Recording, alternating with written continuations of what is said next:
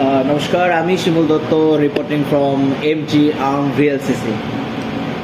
So এখন আমি আমার ইঞ্জিন কন্ট্রোল রুমে আছি। কন্ট্রোল রুম হচ্ছে পুরো এই ভিএলসিসি ট্যাঙ্কার, এই জায়ান্টকে রান করানোর জন্য আপনার যেই যে মেশিনারিজ লাগে এবং সেই মেশিনারিজগুলোর কন্ট্রোল স্টেশন, কন্ট্রোল প্যানেল এবং তার প্রেশার, টেম্পারেচার, লেভেল টু জেড কন্ট্রোল করার জন্য যে জায়গাটা তাকে বলে ইঞ্জিন কন্ট্রোল রুম।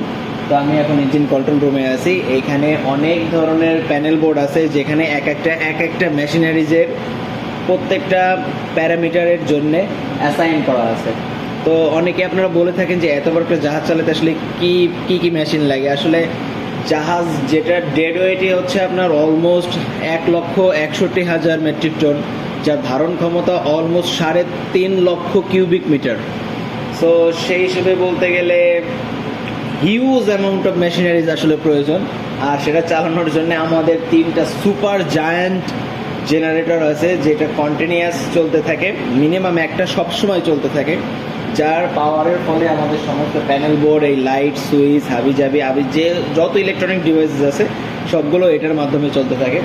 তো আমি আপনাদেরকে খুবই তাড়াতাড়ি এটাকেও ভিজিট করে দেখাবো। ততক্ষণ আমার সঙ্গে সাথে থাকুন। টাটা।